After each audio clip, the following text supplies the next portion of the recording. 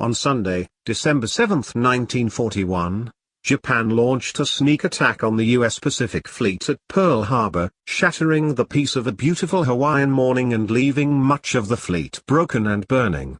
The destruction and death that the Japanese military visited upon Pearl Harbor that day, 18 naval vessels, including 8 battleships, sunk or heavily damaged, 188 planes destroyed, over 2,000 servicemen killed, were exacerbated by the fact that American commanders in Hawaii were caught by surprise. But that was not the case in Washington.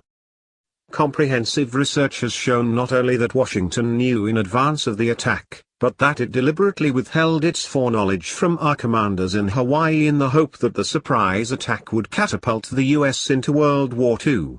Oliver Lyttleton, British Minister of Production, stated in 1944, Japan was provoked into attacking America at Pearl Harbor. It is a travesty of history to say that America was forced into the war. Although FDR desired to directly involve the United States in the Second World War, his intentions sharply contradicted his public pronouncements. A pre-war Gallup poll showed 88% of Americans opposed U.S. involvement in the European war. Citizens realized that U.S. participation in World War I had not made a better world, and in a 1940, election year, speech, Roosevelt typically stated, "I have said this before, but I shall say it again and again and again. Your boys are not going to be sent into any foreign wars." But privately, the president planned the opposite. Roosevelt dispatched his closest advisor, Harry Hopkins, to meet British Prime Minister Winston Churchill in January 1941. Hopkins told Churchill, "The President is determined that we, the United States and England, shall win the war together. Make no mistake about it. He has sent me here to tell you that at all costs and by all means he will carry you through. No matter what happens to him, there is nothing he will not do so far as he has human power." William Stevenson noted in A Man Called Intrepid that American-British military staff talks began that same month under utmost secrecy, which, he clarified, meant preventing disclosure to the American public. Even Robert Sherwood, the president's friendly biographer, said, "If the isolationists had known the full extent of the secret alliance between the United States and Britain, their demands for impeachment would have rumbled like thunder throughout the land." Background to betrayal. Roosevelt's intentions were nearly exposed in 1940 when Tyler Kent, a code clerk at the U.S. Embassy in London, discovered secret dispatches between Roosevelt and Churchill. These revealed that FDR, despite contrary campaign promises, was determined to engage America in the war. Kent smuggled some of the documents out of the embassy, hoping to alert the American public, but was caught. With U.S. government approval, he was tried in a secret British court and confined to a British prison until the war's end. During World War II's early days, the president offered numerous provocations to Germany, freezing its assets, shipping 50 destroyers to Britain, and depth-charging U-boats. The Germans did not retaliate, however. They knew America's entry into World War I had shifted the balance of power against them, and they shunned a repeat of that scenario. FDR therefore switched his focus to Japan. Japan had signed a mutual defense pact with Germany and Italy, the Tripartite Treaty. Roosevelt knew that if Japan went to war with the United States, Germany and Italy would be compelled to declare war on America, thus entangling us in the European conflict by the back door. As Harold Ickes, Secretary of the Interior, said in October 1941, "For a long time I have believed that our best entrance into the war would be by way of Japan." Much new light has been shed on Pearl Harbor through the recent work of Robert B. Stinnett, a World War II Navy veteran. Stinnett has obtained numerous relevant documents through the Freedom of Information Act. In Day of Deceit, The Truth About FDR and Pearl Harbor, 2000, the book so brusquely dismissed by director Bruckheimer, Stinnett reveals that Roosevelt's plan to provoke Japan began with a memorandum from Lieutenant Commander Arthur H. McCullum, head of the Far East Desk of the Office of Naval Intelligence. The memorandum advocated 8 actions predicted to lead Japan into attacking the United States. McCullum wrote, "If by these means Japan could be led to commit an overt act of war, so much the better." FDR enacted all 8 of McCullum's provocative steps and more. While no one can excuse Japan's belligerence in those days, it is also true that our government provoked that country in various ways, freezing her assets in America, closing the Panama Canal to her shipping, progressively halting vital exports to Japan until we finally joined Britain in an all-out embargo, sending a hostile note to the Japanese ambassador implying military threats if Tokyo did not alter its Pacific policies, and on November 26, just 11 days before the Japanese attack, delivering an ultimatum that demanded, as prerequisites to resumed trade, that Japan withdraw all troops from China and Indochina, and in effect abrogate her tripartite treaty with Germany and Italy. After meeting with President Roosevelt on October 16, 1941, Secretary of War Henry Stimson wrote in his diary, "We face the delicate question of the diplomatic fencing to be done so as to be sure Japan is put into the wrong and makes the first bad move overt move." On November 25, the day before the ultimatum was sent to Japan's ambassadors, Stimson wrote in his diary, "The question was how we should maneuver them, the Japanese, into the position of firing the first shot. The bait offered Japan was our Pacific Fleet." In 1940, Admiral J.O. Richardson, the fleet's commander, flew to Washington to protest FDR's decision to permanently base the fleet in Hawaii instead of its normal berthing on the U.S. West Coast. The admiral had sound reasons. Pearl Harbor was vulnerable to attack, being approachable from any direction. It could not be effectively rigged with nets and baffles to defend against torpedo planes, and in Hawaii it would be hard to supply and train crews for his undermanned vessels. Pearl Harbor also lacked adequate fuel supplies and dry docks, and keeping men far from their families would create morale problems. The argument became heated. Said Richardson, "I came away with the impression that, despite his spoken word, the president was fully determined to put the United States into the war if Great Britain could hold out until he was re-elected." Richardson was quickly relieved of command. Replacing him was Admiral Husband E. Kimmel. Kimmel also informed Roosevelt of Pearl Harbor's deficiencies, but accepted placement there, trusting that Washington would notify him of any intelligence pointing to attack. This proved to be misplaced trust. As Washington watched Japan preparing to assault Pearl Harbor, Admiral Kimmel, as well as his army counterpart in Hawaii, General Walter C. Short, were completely sealed off from the information pipeline. Prior knowledge. One of the most important elements in America's foreknowledge of Japan's intentions was our government's success in cracking Japan's secret diplomatic code known as Purple. Tokyo used it to communicate to its embassies and consulates, including those in Washington and Hawaii. The code was so complex that it was enciphered and deciphered by machine. A talented group of American cryptoanalysts broke the code in 1940 and devised a facsimile of the Japanese machine. These, utilized by the intelligence sections of both the War and Navy departments, swiftly revealed Japan's diplomatic messages. The deciphered texts were nicknamed Magic. Copies of Magic were always promptly delivered in locked pouches to President Roosevelt, and the Secretaries of State, War, and Navy.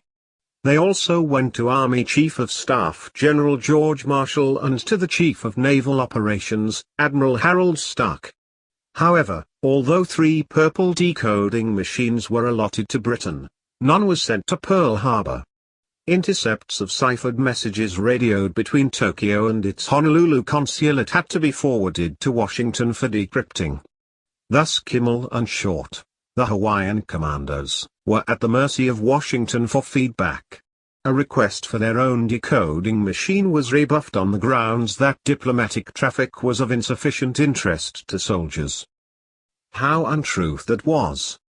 On October 9, 1941, the War Department decoded a Tokyo to Honolulu dispatch instructing the Consul General to divide Pearl Harbor into 5 specified areas and to report the exact locations of American ships therein.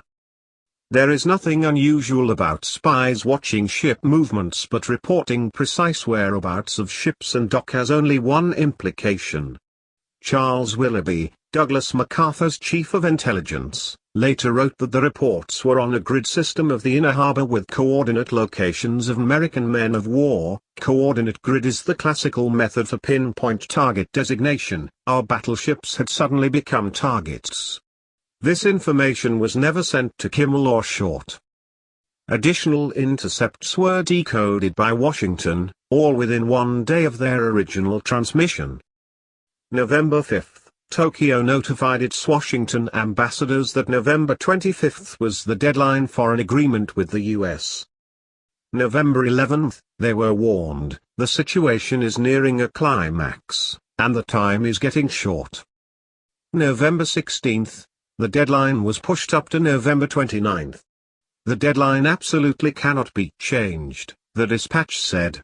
After that, things are automatically going to happen. November 29, the U.S. ultimatum had now been received. The ambassadors were told a rupture in negotiations was inevitable, but that Japan's leaders do not wish you to give the impression that negotiations are broken off. November 30, Tokyo ordered its Berlin embassy to inform the Germans that the breaking out of war may come quicker than anyone dreams. December 1, the deadline was again moved ahead. To prevent the United States from becoming unduly suspicious, we have been advising the press and others that the negotiations are continuing. December 1-2, the Japanese embassies in non-Axis nations around the world were directed to dispose of their secret documents and all but one copy of their codes. This was for a reason easy to fathom. When war breaks out, the diplomatic offices of a hostile state lose their immunity and are normally overtaken. One copy of code was retained so that final instructions could be received, after which the last code copy would be destroyed. An additional warning came via the so-called Wind's message. A November 18 intercept indicated that, if a break in U.S. relations were forthcoming, Tokyo would issue a special radio warning. This would not be in the Purple Code, as it was intended to reach consulates and lesser agencies of Japan not equipped with the code or one of its machines. The message, to be repeated 3 times during a weather report, was Higashi no Keizum, meaning east wind, rain. East wind signified the United States, rain signified diplomatic split, in effect, war. This prospective message was deemed so significant that U.S. radio monitors were constantly watching for it, and the Navy Department typed it up on special reminder cards. On December 4, Higashi no Keizum was indeed broadcast and picked up by Washington intelligence. On 3 different occasions since 1894, Japan had made surprise attacks coinciding with breaks in diplomatic relations. This history was not lost on President Roosevelt. Secretary Stimson, describing FDR's White House conference of November 25, noted, "The president said the Japanese were notorious for making an attack without warning and stated that we might be attacked, say next Monday, for example." Nor was it lost on Washington's senior military officers, all of them War College graduates. As Robert Stinnett has revealed, Washington was not only deciphering Japanese diplomatic messages, but naval dispatches as well.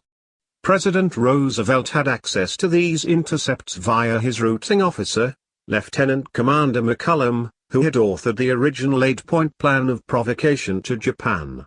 So much secrecy has surrounded these naval dispatches that their existence was not revealed during any of the 10 Pearl Harbor investigations, even the mini-probe Congress conducted in 1995. Most of Stinnett's requests for documents concerning Pearl Harbor have been denied as still classified, even under the Freedom of Information Act. It was long presumed that as the Japanese fleet approached Pearl Harbor, it maintained complete radio silence. This is untrue. The fleet barely observed discretion, let alone silence. Naval intelligence intercepted and translated numerous dispatches, some clearly revealing that Pearl Harbor had been targeted. The most significant was the following, sent by Admiral Yamamoto to the Japanese First Air Fleet on November 26, 1941. The task force, keeping its movement strictly secret and maintaining close guard against submarines and aircraft, shall advance into Hawaiian waters, and upon the very opening of hostilities shall attack the main force of the United States fleet and deal it a mortal blow. The first air raid is planned for the dawn of X day. Exact date to be given by later order. So much official secrecy continues to surround the translations of the intercepted Japanese naval dispatches that it is not known if the foregoing message was sent to McCullum or seen by FDR. It is not even known who originally translated the intercept. One thing, however, is certain: the message's significance could not have been lost on the translator. 1941 also witnessed the following. On January 27, our ambassador to Japan, Joseph Grew, sent a message to Washington stating, "The Peruvian minister has informed a member of my staff that he has heard from many sources, including a Japanese source, that in the event of trouble breaking out between the United States and Japan, the Japanese intended to make a surprise attack against Pearl Harbor with all their strength." On November 3, still relying on informants, Grew notified Secretary of State Cordell Hull, "War with the United States may come with dramatic and dangerous suddenness." He sent an even stronger warning on November 17. Congressman Martin Dies Woodwright. Early in 1941 the Dies Committee came into possession of a strategic map which gave clear proof of the intentions of the Japanese to make an assault on Pearl Harbor. The strategic map was prepared by the Japanese Imperial Military Intelligence Department. As soon as I received the document I telephoned Secretary of State Cordell Hull and told him what I had. Secretary Hull directed me not to let anyone know about the map and stated that he would call me as soon as he talked to President Roosevelt. In about an hour he telephoned to say that he had talked to Roosevelt and they agreed that it would be very serious if any information concerning this map reached the news services. I told him it was a grave responsibility to withhold such vital information from the public. The Secretary assured me that he and Roosevelt considered it essential to national defense. Duško Popoff was a Yugoslav who worked as a double agent for both Germany and Britain. His true allegiance was to the Allies. In the summer of 1941, the Nazis ordered Popoff to Hawaii to make a detailed study of Pearl Harbor and its nearby airfields. The agent deduced that the mission betokened a surprise attack by the Japanese. In August, he fully reported this to the FBI in New York. J. Edgar Hoover later bitterly recalled that he had provided warnings to FDR about Pearl Harbor, but that Roosevelt told him not to pass the information any further and to just leave it in his, the president's, hands. Kim Il-sung, of the Sino-Korean People's League, received definite word from the Korean underground that the Japanese were planning to assault Hawaii before Christmas. In November, after getting nowhere with the State Department, Han convinced Iowa Senator Guy Gillette of his claim's merit. Gillette briefed the president, who laconically thanked him and said it would be looked into. In Java, in early December, the Dutch army decoded a dispatch from Tokyo to its Bangkok embassy, forecasting attacks on 4 sites including Hawaii. The Dutch passed the information to Brigadier General Elliot Thorpe, the U.S. military observer. Thorpe sent Washington a total of 4 warnings. The last went to General Marshall's intelligence chief. Thorpe was ordered to send no further messages concerning the matter. The Dutch also had their Washington military attaché, Colonel Weigeman, personally warn General Marshall. Captain Johan Raneft, the Dutch naval attaché in Washington, who was awarded the Legion of Merit for his services to America, recorded revealing details in his diary. On December 2, he visited the Office of Naval Intelligence, ONI. Raneft inquired about the Pacific. An American officer, pointing to a wall map, said, "This is the Japanese task force proceeding east." It was a spot midway between Japan and Hawaii. On December 6, Raneft returned and asked where the Japanese carriers were. He was shown a position on the map about 300–400 miles northwest of Pearl Harbor. Raneft wrote, "I ask what is the meaning of these carriers at this location," whereupon I received the answer that it is probably in connection with Japanese reports of eventual American action. I myself do not think about it because I believe that everyone in Honolulu is 100% on the alert, just like everyone here at ONI. On November 29, Secretary of State Cordell Hull secretly met with freelance newspaper writer Joseph Loeb. Loeb had formerly held several posts in the Roosevelt administration. Hull knew him and felt he was one newsman he could trust. The Secretary of State handed him copies of some of the Tokyo intercepts concerning Pearl Harbor. He said the Japanese were planning to strike the base and that FDR planned to let it happen. Hull made Loeb pledge to keep his name out of it, but hoped he could blow the story sky high in the newspapers. Loeb ran to the office of his friend Lyle Wilson, the Washington bureau chief of United Press. While keeping his pledge to Hull, he told Wilson the details and showed him the intercepts. Wilson replied that the story was ludicrous and refused to run it. Through connections, Loeb managed to get a hurried version onto UP's foreign cable, but only one newspaper carried any part of it. After Pearl Harbor, Lyle Wilson called Loeb to his office. He handed him a copy of FDR's just-released Day of Infamy speech. The two men wept. Loeb recounted his story in the History Channel documentary, Sacrifice at Pearl Harbor. The foregoing represents just a sampling of evidence that Washington knew in advance of the Pearl Harbor attack. For additional evidences, see Infamy, Pearl Harbor and its Aftermath by Pulitzer Prize-winning historian John Toland, and Day of Deceit, The Truth About FDR and Pearl Harbor by Robert Stinnett. So certain was the data that, at a private press briefing in November 1941, General George Marshall confidently predicted that a Japanese-American war would break out during the first 10 days of December. However, none of this information was passed to our commanders in Hawaii, Kimmel and Short, with the exception of Ambassador Grew's January warning, a copy of which reached Kimmel on February 1.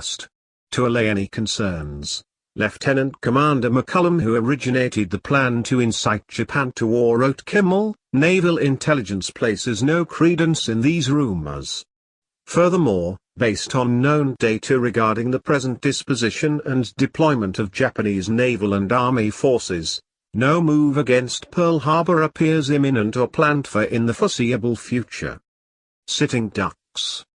To ensure a successful Japanese attack, one that would enrage America into joining the war, it was vital to keep Kimmel and Short out of the intelligence loop. However, Washington did far more than this to facilitate the Japanese assault.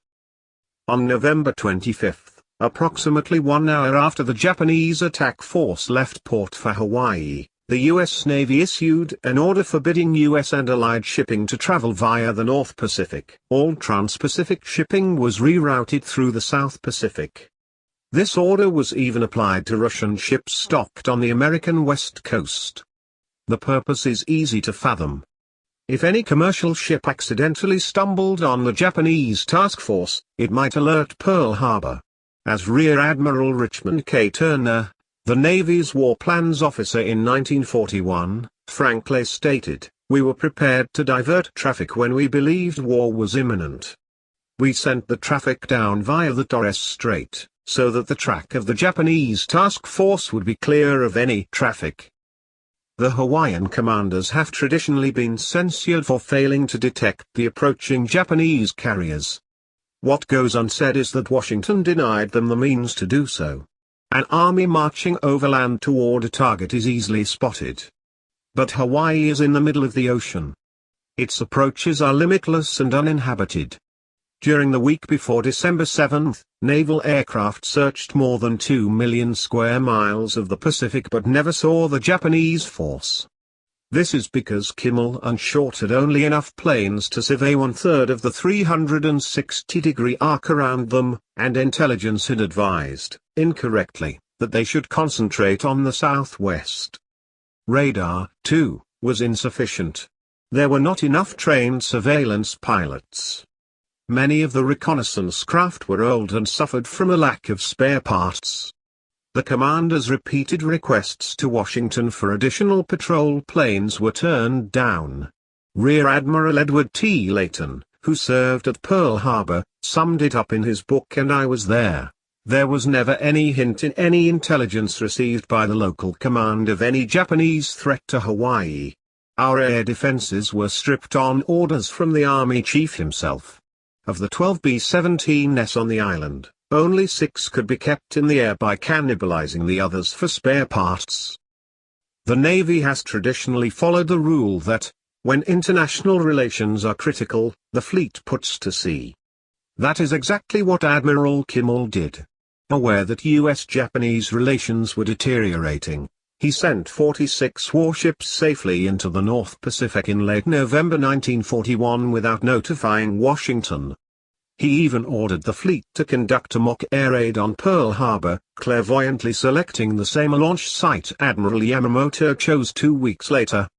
When the White House learned of Kimmel's move, it countermanded his orders and ordered all ships returned to dock, using the dubious excuse that Kimmel's action might provoke the Japanese.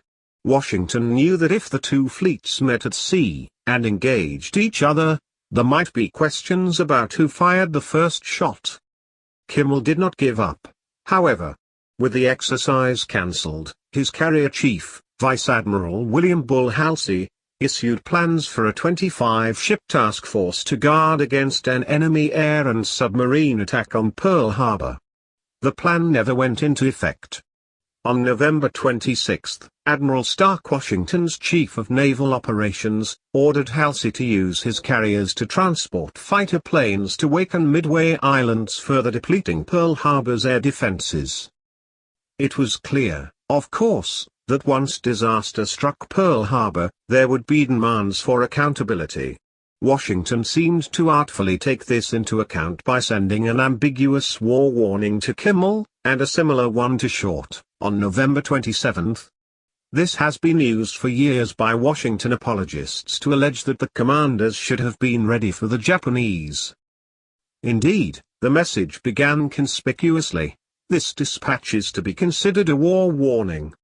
But it went on to state, "The number and equipment of Japanese troops and the organizations of naval task forces indicates an amphibious expedition against the Philippines, Tai-Okra Peninsula, or possibly Borneo. None of these areas was closer than 5,000 miles to Hawaii. No threat to Pearl Harbor was hinted at." It ended with the words, "Continental districts, Guam, Samoa take measures against sabotage." The message further stated that measures should be carried out so as not to alarm civil population. Both commanders reported the actions taken to Washington. Short followed through with sabotage precautions, bunching his planes together, which hinders saboteurs but makes ideal targets for bombers, and Kimmel stepped up air surveillance and sub-searches. If their response to the war warning was insufficient, Washington said nothing. The next day, a follow-up message from Marshall's Adjutant General to Short warned only, "Initiate forthwith all additional measures necessary to provide for protection of your establishments, property, and equipment against sabotage, protection of your personnel against subversive propaganda, and protection of all activities against espionage." Thus things stood as Japan prepared to strike. Using the Purple Code, Tokyo sent a formal statement to its Washington ambassadors. It was to be conveyed to the American Secretary of State on Sunday, December 7. The statement terminated relations and was tantamount to a declaration of war. On December 6, in Washington, the War and Navy departments had already decrypted the first 13 parts of this 14-part message. Although the final passage officially severing ties had not yet come through, the fiery wording made its meaning obvious. Later that day, when Lieutenant Lester Schultz delivered to President Roosevelt his copy of the intercept, Schultz heard FDR say to his advisor, Harry Hopkins, "This means war." During subsequent Pearl Harbor investigations, both General Marshall, Army Chief of Staff, and Admiral Stark, Chief of Naval Operations, denied any recollection of where they had been on the evening of December 6 despite Marshall's reputation for a photographic memory. But James G. Stahlman, a close friend of Navy Secretary Frank Knox, said Knox told him FDR convened a high-level meeting at the White House that evening. Knox, Marshall, Stark, and War Secretary Stimson attended.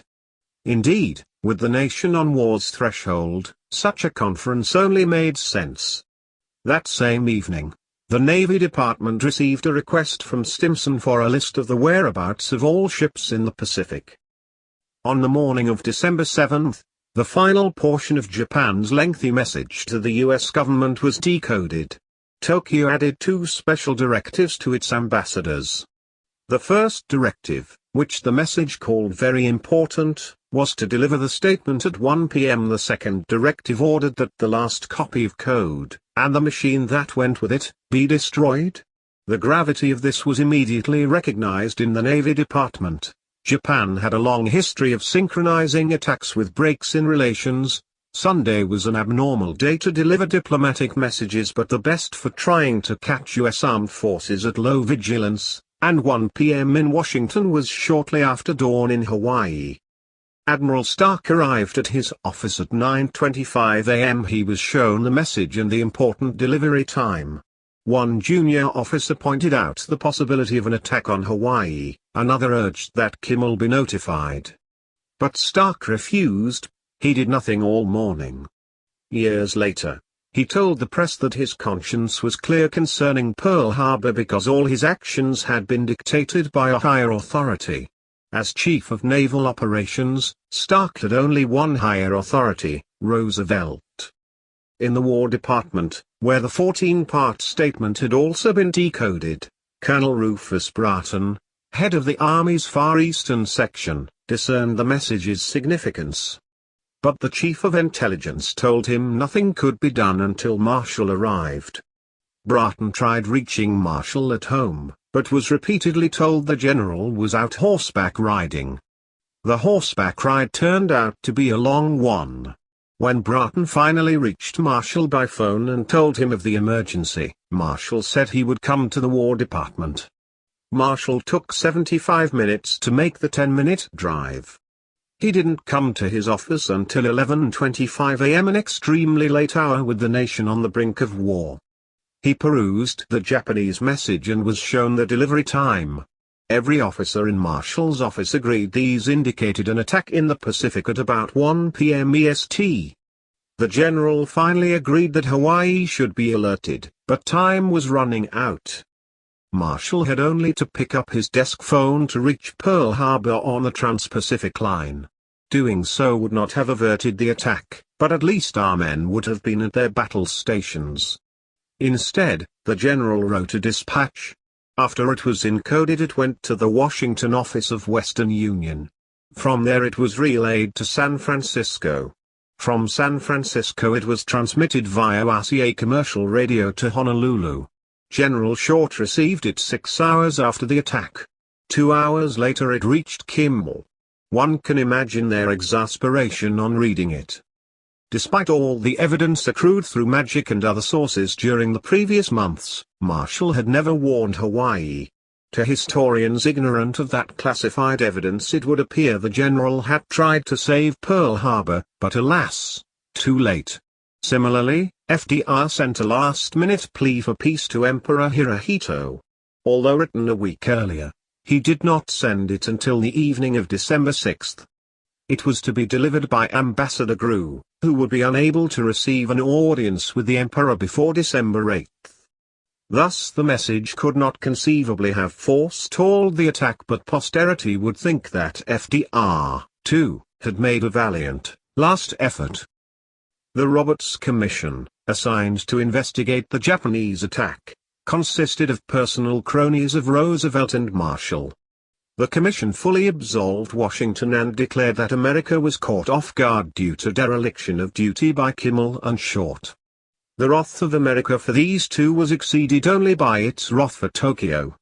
To this day, Many believe it was negligence by the Hawaii commanders that made the Pearl Harbor disaster possible. Though a major exposer of the Pearl Harbor conspiracy, Robert Stinnett is sympathetic regarding FDR's motives.